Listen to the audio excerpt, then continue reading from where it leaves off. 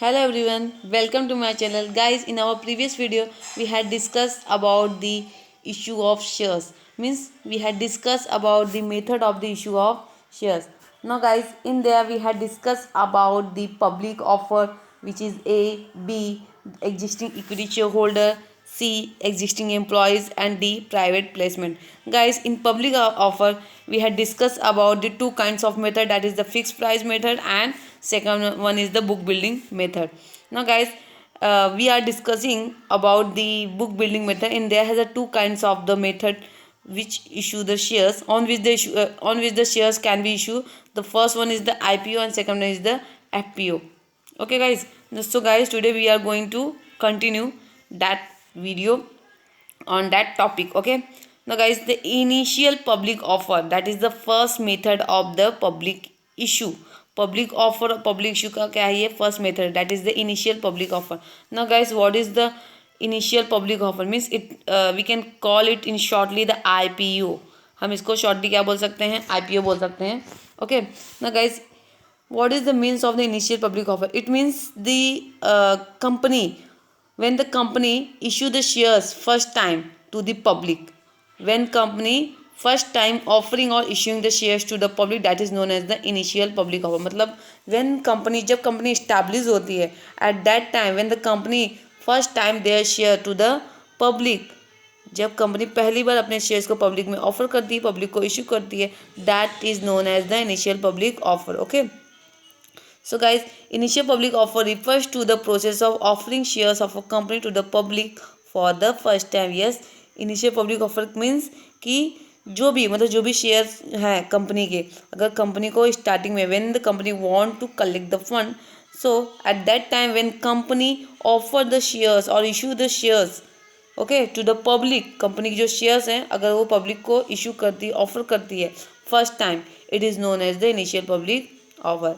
A new company or an existing company which had raised its capital earlier from promoters or other investor may offer its shares to the public when it is in need for the fresh fund. Yes guys, a new company, when the new company want the fund to carry on its business, so for that, to raising the fund, company issues their share, company क्या करती है, अपने share को issue करती है. किसको करती है, from the public. And when the company issue theirs and the company collect their fund from the promoters और फ्रॉम द अदर इन्वेस्टर. जो इन्वेस्टर्स होते हैं, promoters means guys those are interested, those are head, जो बहुत important person होते हैं company को promote करने में. ओके, सो कंपनी जब ऐसे लोगों से जब पैसे कलेक्ट करती है through issuing the shares, okay, at that time, so it is known as the initial public offer. The first time the company offer its share to the public is called as initial public offer. जब company पहली बार अपने shares को issue करती है, क्या करने के लिए, फंड कलेक्ट करने के लिए. कहाँ से, from the promoter and the other investor. और फर्स्ट टाइम जब ऐसे करती है company, it is known as the initial public offer.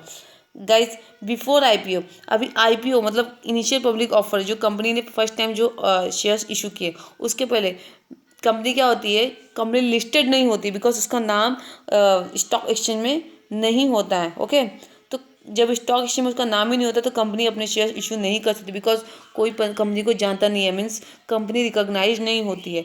So at that time कोई भी शेयर होल्डर इन्वेस्टर इंटरेस्ट नहीं दिखाते कंपनी के शेयर्स परचेस करने में. Okay, so if the company want to issue their share, so company must be listed its name on the stock exchange. किसी भी stock exchange में उसके नाम होने चाहिए, मतलब उसके स्टेट के according. Okay, and guys, before the IPO company क्या होती है, कंपनी लिस्टेड नहीं होती है. सो कंपनी अपने शेयर्स कैसे कलेक्ट करती है, कैसे फंड कलेक्ट करेगी, तो कंपनी अपने शेयर इशू करेगी बट प्राइवेटली करेगी. मीन्स द कंपनी अपने शेयर्स को कैसे होल्ड करेगी, इशू करेगी बट प्राइवेटली करेगी. जो भी मतलब जितने भी उनके खुद के जितने मेंबर्स रहेंगे उनमें ही वो क्या करेगी, उसके with in among their area, मतलब अपने एरिया के अंदर ही वो क्या करेगी, अपने जितने भी उसके प्राइवेट मेंबर्स रहेंगे उसमें वो शेयर्स अपने इशू करेगी और वहीं से फंड रेज करेगी. मीन्स कंपनी पब्लिकली अपने शेयर्स इशू नहीं कर सकती when the company is not listed. Okay, but guys, after the IPO means after issuing the shares first time, जब company first time issue share कर देती है, so company क्या हो जाती है, company become a listed company, company recognise हो जाती है क्योंकि मार्केट में उसके शेयर्स आ गए हैं, कंपनी रिकॉग्नाइज हो, लोग उसी कंपनी को पहचानते हैं। Okay, so at that time जो भी शेयर्स कंपनी से परचेस किए जाएंगे और उसको मार्केट में सेल किए जाएंगे by the investors in the open market. Okay, समझ में आया। सो एट दैट टाइम कंपनी क्या हो जाएगी, company become the listed company. A company can make IPO through fix price issue method और बुक बिल्डिंग मेथड। कंपनी क्या कर सकती है, पब्लिक इनिशियल पब्लिक ऑफर कर सकती है दोनों मेथड से। कौन कौन से मेथड से, फिक्स प्राइस मेथड है, फिक्स प्राइस इशू मेथड है, उसमें भी कंपनी IPO कर सकती है, मतलब फर्स्ट टाइम स्टार्टिंग में क्या कर सकती है, पब्लिक ऑफर कर सकती है। और बुक बिल्डिंग मेथड है, उसमें भी कंपनी क्या कर सकती है, IPO कर सकती है। Understood guys. So IPO means क्या, IPO means when the company offered its share to the public first time, that is known as the initial public offer। Means अपने शेयर्स को पहली बार जब कंपनी फंड कलेक्ट करने के लिए public को issue करती है first time, that is known as the initial public offer. Now guys second you can see further public offer means after the initial public offer. Initial public offer करने के बाद when the company want the additional fund, अब जब company को एक बार company ने क्या किया, इनिशियल पब्लिक ऑफर किया, मतलब फर्स्ट टाइम शेयर्स इशू कर दिया, फंड कलेक्ट कर दिया, बट अभी ऐसा कंपनी को लग रहा है कि उसको और फंड की जरूरत है। Okay, so at that time when company want the additional fund, so जब नेक्स्ट टाइम कंपनी क्या करेगी, इनिशियल पब्लिक ऑफर के बाद कंपनी जब सेकेंड टाइम जो फंड ऑफर जो कैपिटल ऑफर करेगी, मतलब सॉरी जो शेयर्स ऑफर करेगी पब्लिक में, that is known as the further public offer. Means initial public offer के बाद कंपनी जो शेयर्स ऑफर करेगी मार्केट में या पब्लिक में, that is known as the further public offer.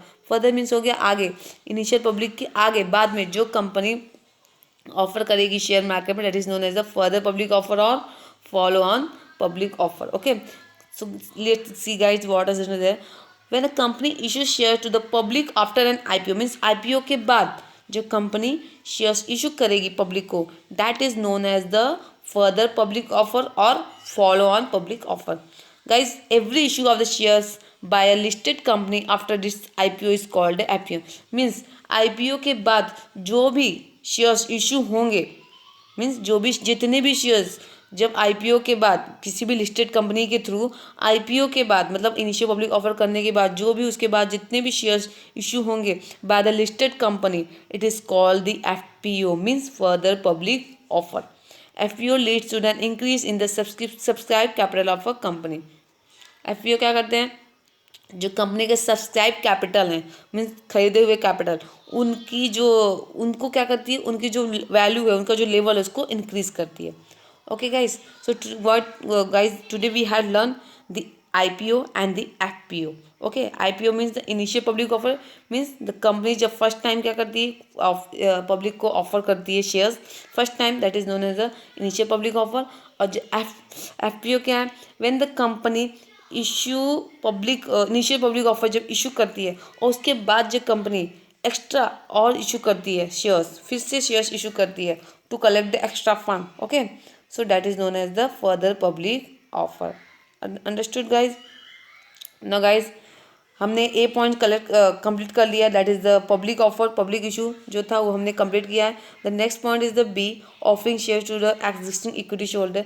Guys this topic we will learn in detail but in the next video. मैं अभी आपको शॉर्ट में बता दूँ, offering share to the existing equity shareholder में 2 टाइप्स हैं। The first one is the right issue, second one is the bonus share. ना guys right issue क्या है कि राइट इशू ऐसे होते हैं जब कंपनी को एक्स्ट्रा फंड की जरूरत पड़ती है, एडिशनल फंड की जरूरत पड़ती है, तो eight that time company public में शेयर नहीं इशू करती। एट दैट टाइम कंपनी किसको शेयर इशू करेगी, जो उनके पहले से ऑलरेडी जो उनके एग्जिस्टिंग इक्विटी शेयर होल्डर, मतलब जो पहले से उनके इक्विटी शेयर होल्डर हैं, पहले कंपनी उनको पूछेगी और अगर वो इंटरेस्टेड होंगे तो उनको शेयर्स ऑफर करेगी, इशू करेगी और उनसे फंड कलेक्ट करेगी। बट गाइस यहाँ पे कुछ इसके प्रोविजंस हैं, कुछ rules regulation terms and condition है, तो उसके लिए हमको नेक्स्ट वीडियो में उसको पढ़ना पड़ेगा डिटेल में। तो आज अभी मैं आपको शॉर्ट में बता देती हूँ क्या इसका मतलब क्या राइट इशू का। Now guys there has the bonus shares. Bonus share is also the another kind of the issue of shares, मतलब एक भी इशू ऑफ शेयर्स का दूसरा काइंड है bonus shares. Means in that we guys the company issue the shares free of cost. क्या करती है company, जो शेयर्स इशू करती है वो फ्री ऑफ कॉस्ट करती है, जो उसके एग्जिस्टिंग इक्विटी शेयर होल्डर वो उनको ही देती है according to their proportion of their shares. जो भी उनके शेयर होल्डिंग होते हैं ना, मतलब जितने शेयर्स उनके अंडर कंट्रोल में होते हैं, मतलब उनका जो रेशियो होता है शेयर्स का प्रोपोर्शन होता है, उसके अकॉर्डिंग क्या करती है कंपनी, उनको शेयर्स इशू करती है।